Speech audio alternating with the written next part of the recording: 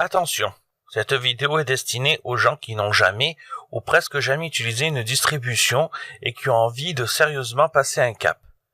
L'omission de certaines informations est volontaire pour entrer plus vite dans le vif du sujet.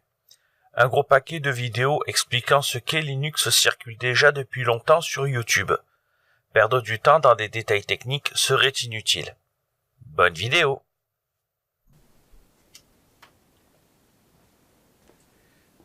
Ok, bon, je crois qu'on a encore quelques petites choses à se dire. Donc, bienvenue.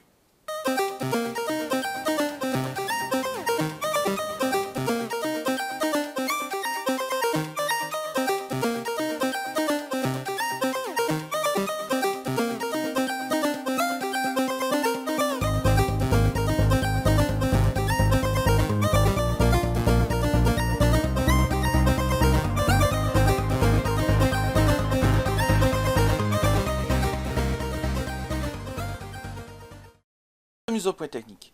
Si la langue paternelle des ordinateurs sont les mathématiques, alors la langue maternelle de ces derniers reste le plus souvent l'anglais. Et il serait très difficile de communiquer avec son ordinateur, sa tablette ou son smartphone s'il n'existait pas d'interface avec lesquelles interagir. Pendant les années 70, le seul moyen de donner des ordres à une machine était de taper une succession de mots dans un ordre précis, le plus souvent en anglais, pour que les opérations se passent correctement. Considéré comme ennuyeuse et rébarbative par certains, ce que l'on appelle interface texte était le seul moyen d'être efficace avec un ordinateur au vu des faibles performances des machines de l'époque. Et encore aujourd'hui, dans certains domaines précis de l'informatique, les interfaces texte et ses commandes restent un redoutable outil lorsqu'il s'agit d'accomplir certaines tâches complexes. Pendant les années 80, afin de simplifier l'expérience des utilisateurs lambda, des sociétés comme Microsoft ou encore Apple, voire même Atari, se décidèrent à créer des interfaces graphiques. Et même si au début des années 90, avec la sortie de Linux, ce système pouvait être considéré comme révolutionnaire par un public de niche, ce système accusa un grand retard lors de conception d'interfaces graphiques, car la plupart des programmeurs et développeurs étaient des anciens de Unix ou du projet GNU qui ne voyaient pas l'intérêt de créer d'interfaces graphiques pour l'utilisateur de base. Et pour les PC, Windows reste encore la référence la plupart du temps dans la tête des gens et Apple ne dissociera jamais son système de son matériel. Mais en 1996 et 1997, en parallèle aux géants de l'informatique que sont Microsoft et Apple, on voit émerger deux projets qui sont les projets KDE et GNOME qui seront des interfaces graphiques pour justement Linux. KDE et GNOME verront apparaître leur première version officielle 2 ans plus tard. Mais faute de couverture médiatique suffisante et avec la multiplication des projets, ce qui a fait la plus grande force dans le déploiement de Linux dans le monde professionnel et chez les experts en informatique a été le véritable talon d'Achille lorsqu'il s'agissait de faire rentrer Linux dans les ordinateurs des particuliers. En effet, Linux, quelle que soit sa distribution, a longtemps été considéré comme un OS très difficile à installer et à utiliser pour les débutants, ce qui lui a automatiquement donné la réputation d'un OS pour geeks, nerds et technophiles de tous bords. Mais c'est en 2004 que débarque le projet Ubuntu. Ubuntu est un OS développé à partir d'une base d'un autre OS qui s'appelle Debian, qui non seulement propose une installation des applications et de l'OS sous interface graphique, mais surtout des fichiers qui s'appellent fichiers .deb, avec lequel le processus d'installation est automatisé, de la même manière que les .exe chez Windows ou les DMG avec Apple. De plus, les applications Debian ou .deb, la plupart du temps sont compatibles avec un grand nombre de distributions disponibles qui utilisent justement la base Debian. Et ce n'est pas tout, le projet Ubuntu a fait naître des émules, des variantes qui sont le projet Kubuntu, l'Ubuntu, Xubuntu, Elementary OS, Ubuntu Studio, Linux Mint, etc., etc., etc. Bref, un arbre généalogique bien fourni avec lesquels beaucoup d'applications sont compatibles entre distributions. Vous avez vraiment le choix avec ça et ça c'est formidable. Lors des dernières vidéos, vous avez pu voir comment installer une distribution précise de Linux et comment faire les mises à jour. Maintenant, ce qu'on va faire, c'est passer à l'étape suivante, c'est-à-dire s'installer des applications et personnaliser le bureau. Allez, on y va. Donc nous voici de retour dans Linux Mint avec le bureau KDE. La dernière fois que nous sommes arrivés dans cette distribution, nous sommes contentés de faire les mises à jour. Maintenant, on va s'approprier le système, on va faire un petit peu de personnalisation et on va faire quelques réglages et enfin, on va faire l'installation de quelques applications. Tout simplement, le premier truc à faire, c'est d'aller donc dans Configuration du système. Vous cliquez en bas à gauche de votre écran et vous rentrez dans Configuration du système. Et le premier truc que vous avez peut-être remarqué si vous connaissez les systèmes Apple et le macOS, c'est que configuration du système ressemble beaucoup aux préférences système que l'on peut retrouver donc chez Apple. Et ça, c'est pas une surprise, c'est parce que le système donc Linux et macOS sont plus ou moins cousins de code source. Donc certaines choses peuvent se retrouver chez les uns et chez les autres. Alors, ce qu'on peut faire rapidement, c'est faire quelques petites retouches parce que le bureau de KDE actuellement peut paraître un petit peu austère. Et honnêtement, si vous êtes d'accord avec moi, je sens que vous allez vraiment vous régaler. Alors, le premier truc que vous pouvez vous amuser à faire, c'est changer la couleur du tableau de bord. Pour cela, vous allez dans Apparence de l'espace de travail. Vous avez donc la possibilité de changer toutes les couleurs en une seule fois. Mais vous pouvez aussi, si vous le souhaitez, changer aussi la couleur d'ici, d'en bas. Vous pouvez aussi obtenir de nouveaux thèmes via des extensions qui sont disponibles dans une liste. Par exemple, installer un de ceux qui sont les plus téléchargés actuellement.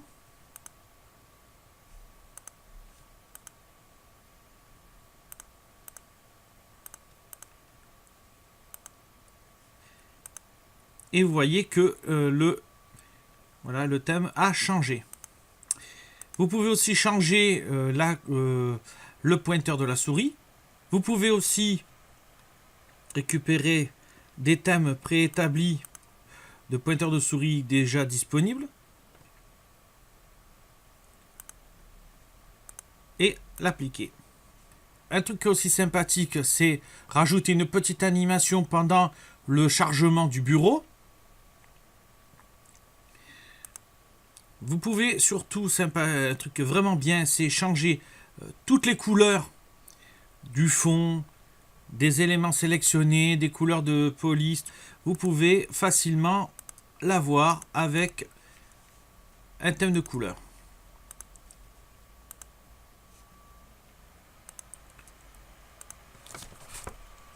Une chose aussi qui est vraiment pratique sur un ordinateur avec une distribution Linux avec KDE, c'est de pouvoir aussi changer l'intégralité des icônes avec aussi, toujours pareil, des packs d'icônes qui sont disponibles. Vite fait, on va en installer un.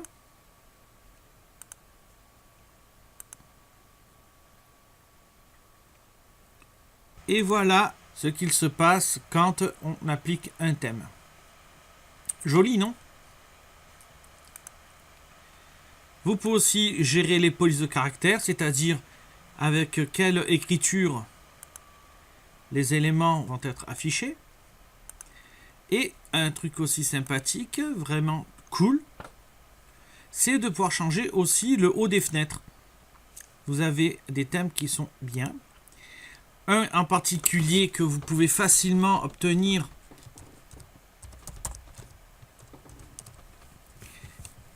c'est Simplicity.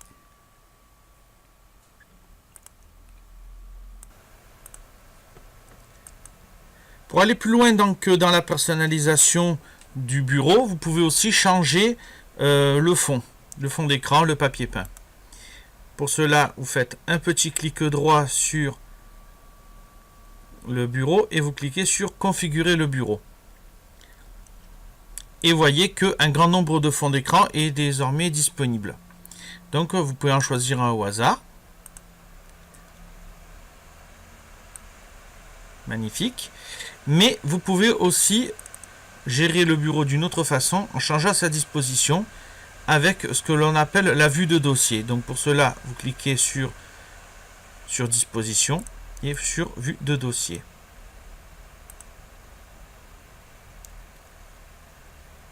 Et ce petit changement va vous rajouter un grand nombre d'options, dont la gestion d'icônes comme le dossier personnel, la corbeille et la possibilité de rajouter facilement des icônes sur le fond d'écran. Vous avez aussi la possibilité pour modifier aussi le fond, c'est de continuer dans configuration du bureau en créant un diaporama. C'est-à-dire qu'au lieu d'avoir une seule image qui va apparaître, vous allez pouvoir faire une succession d'images avec un certain nombre d'images que vous aurez déjà stockées au préalable, un dossier que vous aurez choisi. Donc vous choisissez diaporama, vous cliquez sur appliquer. Et maintenant, vous allez avoir donc à intervalles réguliers. Vous pouvez choisir l'intervalle de votre choix. Et là, vous avez des images qui vont changer à intervalles réguliers.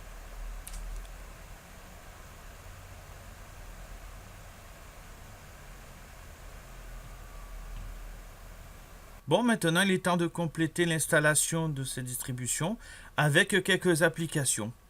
Alors pour cela, vous avez un petit programme dédié qui s'appelle Installer de nouvelles applications, qui est disponible dans le lanceur d'applications. Vous cliquez, vous l'ouvrez.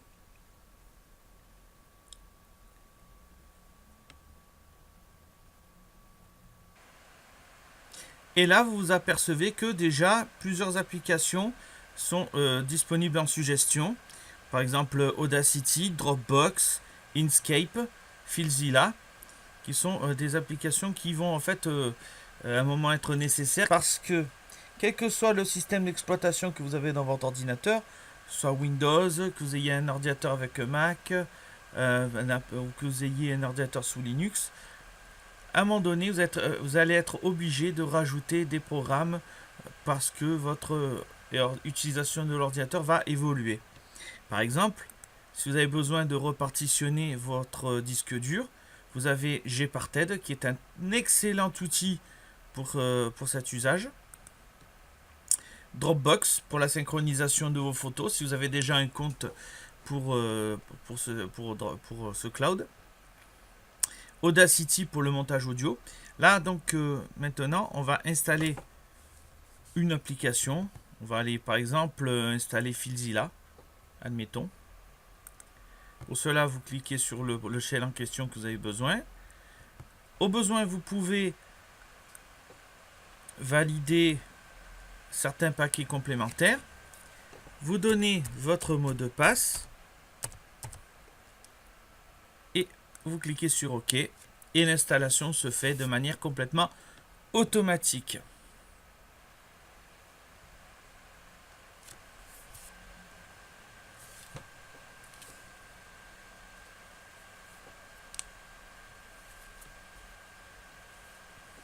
Et maintenant, votre application Filzilla est disponible. Vous pouvez la lancer si vous voulez.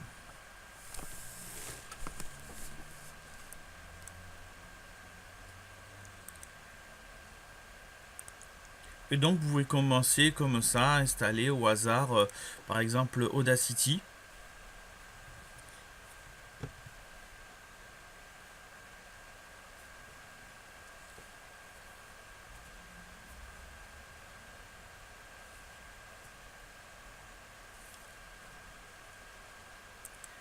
Et maintenant, Audacity est disponible. Les applications qui sont installées donc dans le système, dans le gestionnaire d'applications, dans le gestionnaire de logiciels, ont une petite pastille verte pour montrer qu'ils sont installés. Vous pouvez aussi récupérer des applications pour Mint, par exemple, via le système des fameux fichiers DEB. Alors, on va simplement aller récupérer via Firefox. Alors, vous avez des tas de possibilités, hein. Alors, par exemple, si vous voulez, on peut aller récupérer Skype.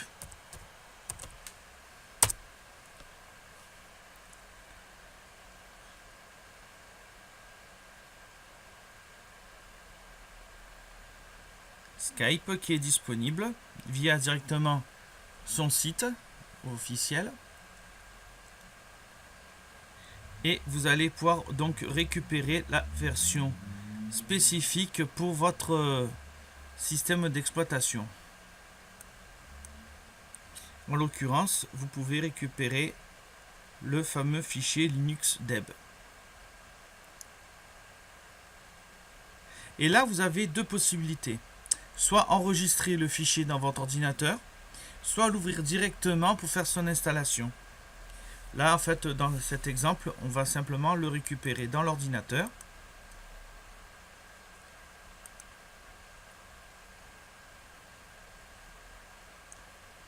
Maintenant, vous avez le fichier d'installation de Skype qui est disponible. Vous pouvez l'ouvrir. Et après une courte vérification, vous pouvez cliquer sur installer le paquet. Bien sûr, toujours le mot de passe.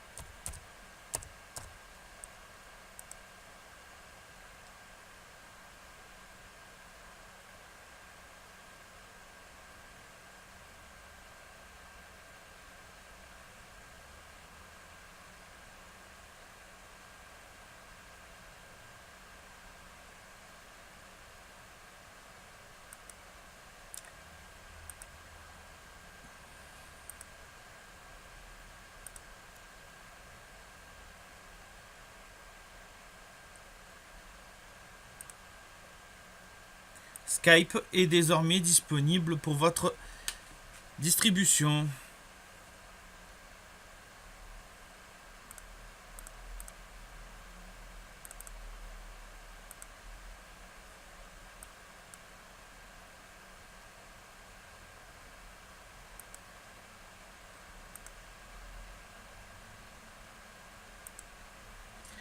Vous voyez, installer des applications dans une distribution Linux n'est pas plus compliqué que si vous aviez un ordinateur sur Windows ou sur Macintosh.